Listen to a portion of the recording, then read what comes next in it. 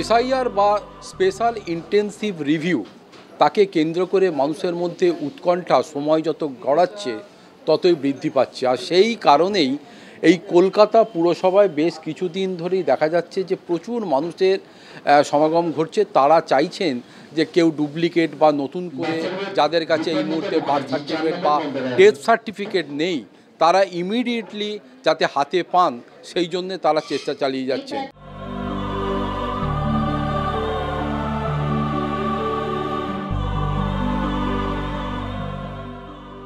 কিন্তু কলকাতা পুরসভার এই ডেথ অ্যান্ড বার্থ সার্টিফিকেট ডিপার্টমেন্টের কাজের পরিসর বেড়ে গেছে, কাজের চাপ কিন্তু আগের থেকে অনেকটাই বেড়ে গেছে বা প্রায় বলা যেতে পারে নিঃশ্বাস ফেলতে পারছেন না তারা।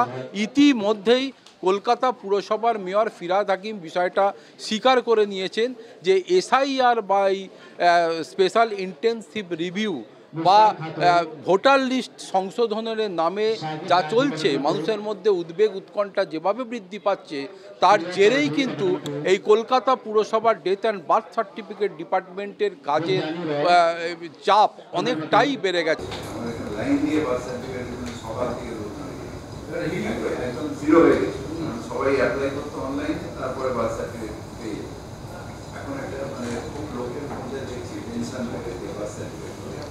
এটা একটা ভয়ের পরিস্থিতি আমাদের বিরোধী দল বিজেপি করে রেখেছে, একটা ভয়ের পরিস্থিতি।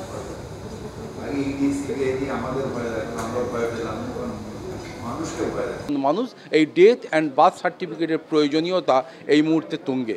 ক্যামেরায় মনোজেশের সঙ্গে দুর্গাদাস বন্দ্যোপাধ্যায়, কলকাতা টিভি।